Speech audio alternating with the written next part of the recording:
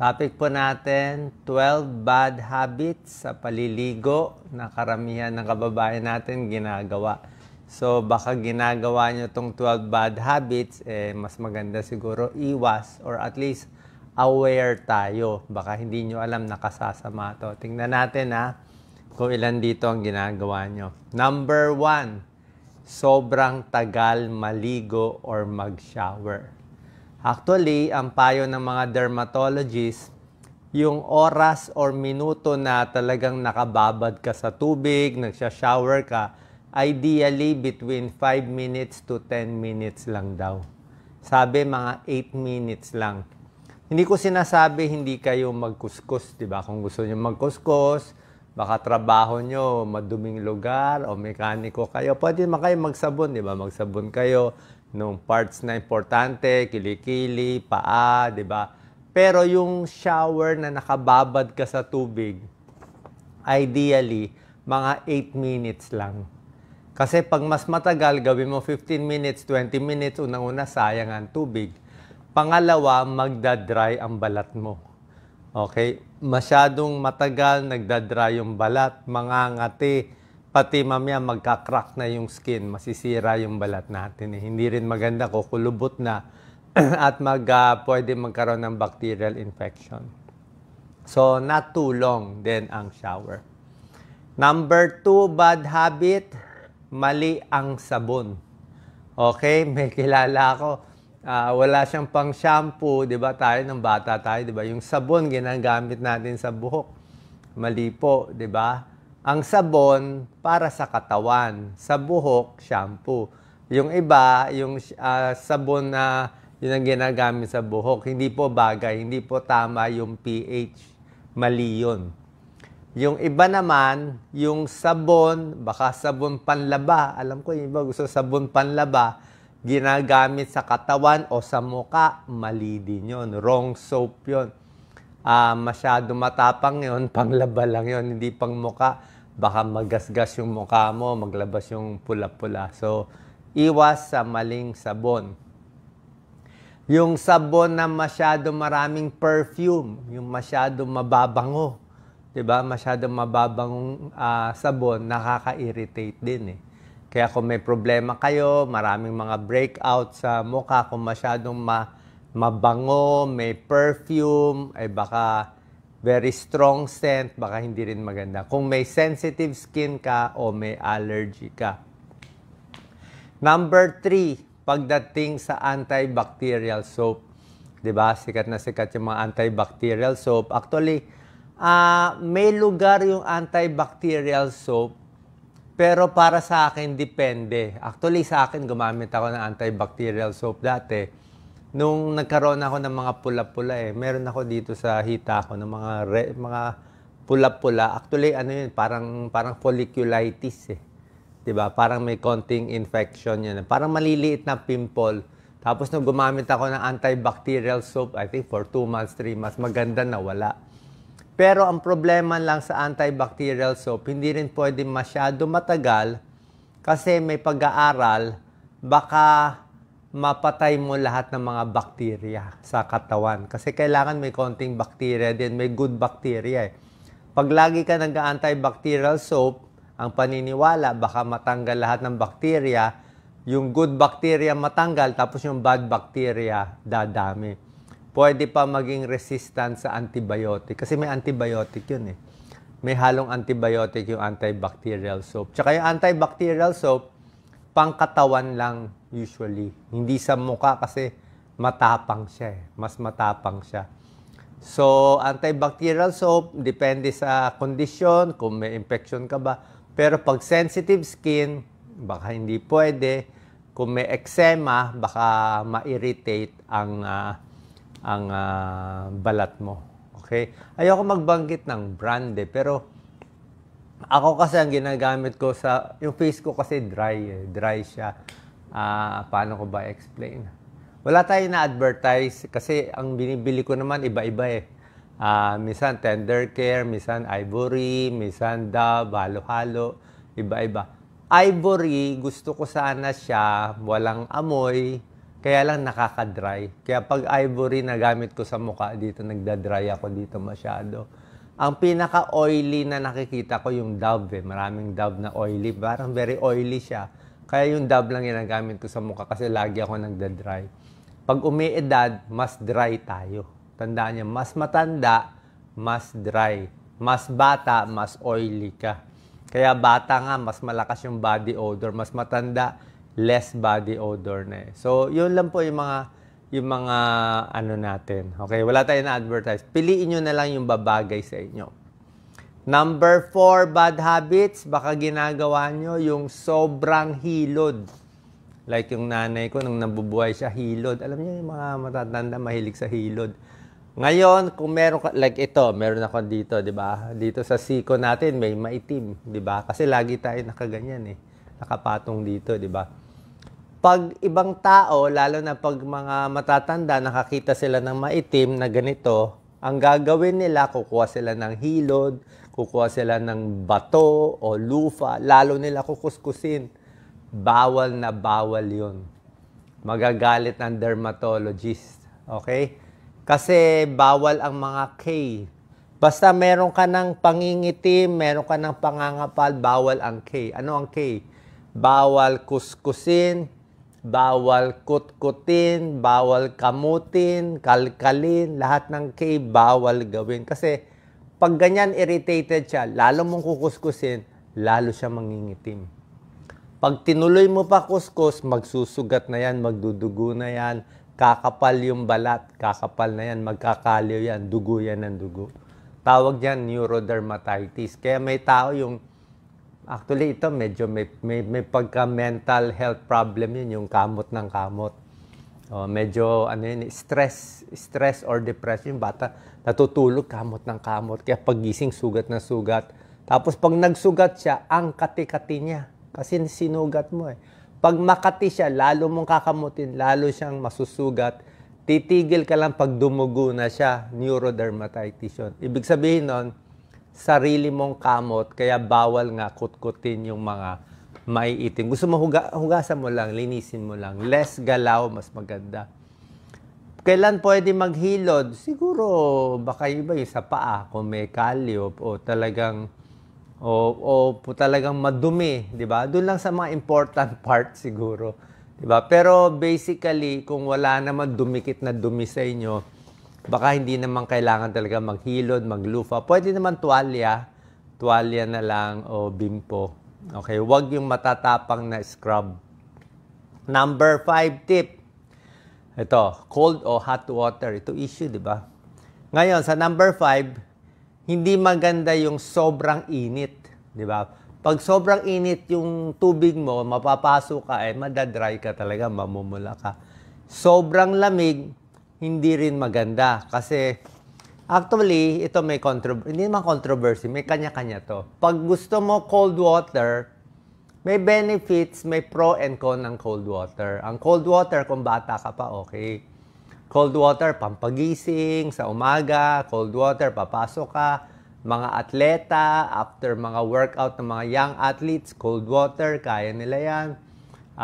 Kung may mga sugat-sugat ka, nangangati, maganda cold water. Pero, kung matanda ka na, yung cold water, medyo matindi sa immune system mo. Parang, hindi ka ready.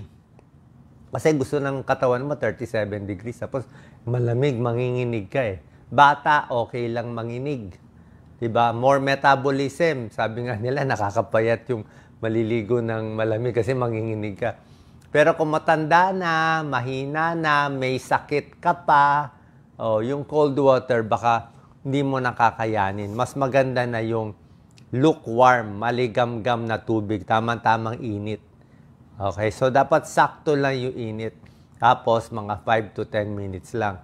Ngayon, pag mainit na ang ligo mo, kung matatapos ka na, natanggal mo na lahat ng sabon, sa buhok, sa baro, sa katawan, pwede mo naman ilamig yung dulo. Yung sa dulo na sa ending, medyo cold, pwede rin. Parang panglinis lang. Pwede yon. Number 6, na bawal gawin. Huwag ito, kasalanan natin to lahat. Huwag masyadong magsasabon sa mga parte na hindi na dapat sinasabon. Ano yung mga parte hindi sinasabon na dapat? Yung mga private parts to. Okay? Sa babae, sa maselan parte, sa puwerta, kahit sa lalaki, sa maselan parte. Hindi mo kailangan, kasi very sensitive ang skin ng lalaki, babae doon sa private part. Masyadong manipis.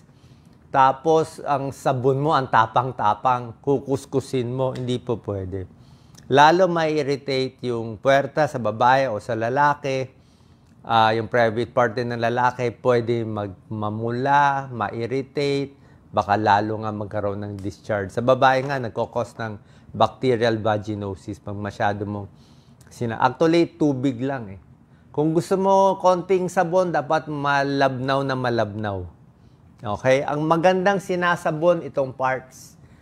Anong parte ba ng katawan yung maamoy talaga? Yung kilikili, maamoy. Diba? Iba kasi yung sweat glands ng kilikili. Yung kilikili talaga, iba yung lumalabas na amoy. Yung pwede mo sabunin. Singit, sa singit, sa balat, pwede rin. Sa paa, nangangamoy din yung paa natin, sa daliri ng paa, yun ang mga sinasabon na parts. Actually, sa leeg, di naman gano'n dapat nangangamoy. More kilikili, singit, paa, yun talaga maamoy na parts. Number 7, ito, pagdating sa shampoo, meron, ito, pagkakamali ko. Yung iba ang tipid-tipid mag-shampoo, di ba? Di ba? Pag sobra tipid, bali wala eh. Pag magsha-shampoo naman, hindi pwede sobrang konti, pero ako minsan, sobra daming shampoo. Di ba? Minsan, pagbuhos mo, napaparami. So, pag sobrang daming shampoo, hindi rin maganda. Okay? Ma-over ka sa shampoo. May strip mo yung natural oil ng hair, magdadry ang buhok mo pag sinobrahan mo sa shampoo. Sakto lang. Tapos, bago ka maglagay ng shampoo, ituturo ng dermatologist, dapat basang-basang-basa ang buhok mo. Totally basang-basa. Okay? Pati katawan mo pala, bago ka magsabon sa katawan, basang-basa bago mo. Hindi ka pwede yung tuyo ka pa, tapos magsasabon ka. O tuyo yung buhok, isa-shampoo mo, hindi pwede. Dapat basang-basa para mag-lather siya. Okay? Common sense naman. Tapos yung shampoo, tama lang. Tapos, number 8, ito, secret natin para hindi malagas yung buhok. Pag nagkukuskus ng ulo, pwedeng ganun-ganun lang, dampi-dampi lang. Okay? Bawal yung ginaganon. Di ba, pag bata tayo, gusto natin ginaganon. O minsan sa mga hairdresser o sa mga, di ba, pag nag-shampoo sila, kinukuskus. Pag kinuskus yan, tingnan nyo, lagas lahat ng buhok. Malalagas. Ang buhok natin, kailan humihina ang buhok? Pagbasa ang buhok, mahina ang buhok. So, pagbasa ang buhok, kinuskus mo pa, tanggal yan. Bukod sa basa ang buhok, tumatanda tayo. Pag tayo, edad 50, 40, 50, 60, ano mangyayari sa buhok natin? Manipis. Dati, ang buhok ko, pag nahulog, ang kapal eh. Kapal ng buhok ko dati. Parang ang laki ng strands. Pero pag tumatanda ka, tingnan mo yung buhok mo, ba't ang nipis na? So, pag tumatanda, ang buhok numinipis, ang buhok mas mahina, ang kapit na sa anit natin, mas mabilis malagas. So, pag shampoo, huwag masyadong kuskus. Diba? Ganun-ganun lang, konti lang. Okay? Tapos, pag idadry mo, tapos kailangan tuyo-tuyo, diba? So, tubig lang. Minsan nga, hindi ko nga ginagawan direct eh. May mga shower na sobrang lakas. Yung sobrang lakas, ang sakit sa balat, pati sa buhok, hindi rin maganda. Tapos, pag tinutuyo na yung buhok, huwag din yung ginaganon. Dampi-dampi lang. Dampi-dampi. Ganun-ganun lang. Dampi-dampi. Para hindi malagas ang buhok. Isa pang tip, dagdag ko pa sa inyo. Diba? Number 8 yun. Don't scrub to, Yung mga ibang babae, may tinatali sa buhok. Diba yung tinatali? Huwag sobrang sikip. Yung pagkaligo, nilalagyan nila ng towel dito. Pag sobrang sikip, hindi rin maganda. Napupul yung buhok. Malalagas din yung buhok. Number 9 tip na bawal pag maliligo, dapat may konting hangin. Ito para sa mga elderly. Nanay ko na stroke sa CR eh. Oo. Kasi banyo mainit, 'di ba? Mainit eh. Banyo sarado, walang hangin, 'di ba? Mainit na, walang hangin pa, tapos nagbubuhos ka pa, tapos may edad ka na, may high blood ka, marami na aksidente sa banyo. Kaya dapat may hangin. Kung sobrang init nga eh sa Pilipinas, pwede nga may aircon eh. Or may electric fan o bukas yung bintana. 'Di ba? Ako nga minsan sa may edad, tingin ko pag may edad, wag na lang ilak eh. Wag na lang ilak. Kasi baka may mangyari, matumba eh. Baka matumba yung tao, hindi makapasok, lalo na kung matanda naman, sino bang titingin ba? So, need ventilation. Tapos sa CR number 9, gusto ko pa may silya, lalo na kung may edad na. Kasi pag nagsha-shampoo ka, tumama sa mata, baka matumba, daming aksidente. Number 10, very important, lagi ako may grab bar. Lahat ng banyo, yung bar, kala nyo baliwala, pero hawakan yun eh. Hawakan. Tapos yung floor, wag basa, ang dami natutumba sa CR. Sobra dami natutumba. Minsan pa kami nakokuryente sa mga heater. Yung heater, minsan nakokuryente pa sila. Delikado. Wag magdadala ng mga electronic equipment, cellphone, charger, laptop. Ako, pumunta sa tubig, makuryente kayo, patay tayo dyan. Diba? Common sense.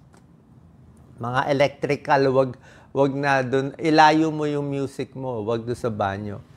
Number 11, hygiene to, yung mga basang towel, basang baro, wag ilalagay sa banyo. Kasi mag-aamag yan. Kailangan hinuhugasan ang towel. Diyan nag-i-infection. Kaya nag-aalipunga, jack itch, pati sa singit, nangangati-ngati, athlete's foot, nagkakaroon ng kulugo, warts, dahil madumi. And number 10, kailangan nililinis yung banyo from time to time. Yung shower curtain, marami daw bacteria sa shower curtain, sa inidoro, tapos pati yung shower head. Yan ang mga kailangan nililinis. So ito, hindi natin ginagawa to, di ba? Ito mga 12 na maling gawain kadalasan, kahit ako, minsan nakakaligtaan natin. Final tips, meron ako 8 tips ano dapat gawin habang naliligo. Number 1, syempre, maligam-gam na tubig. Number 2, kailangan mag-moisturizer afterwards. Okay, moisturizer. Kahit ano lang moisturizer, kahit mura lang. Ako nga, minsan nga, yung pinaka-lotion, pwede rin naman sa mukha eh. Diba? Ako nagtitipid. Number 3, kailangan pag magtutuyo ng tubig, kailangan tuyong-tuyo ka. Wala na natitirang sabon at magtutuyo pala maigi. Ito, very important. Minsan naligo ka na, after 1 hour, may body odor ka. Bakit? Hindi mo tinuyo yung kilikili eh, di ba?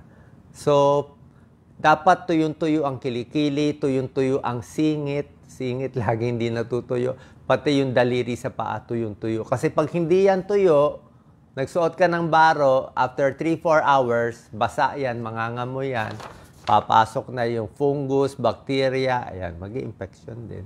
Ituyo mo maigi. Okay? Shampoo, number 5, bathroom well ventilated. Number 6, dapat hindi madadapa.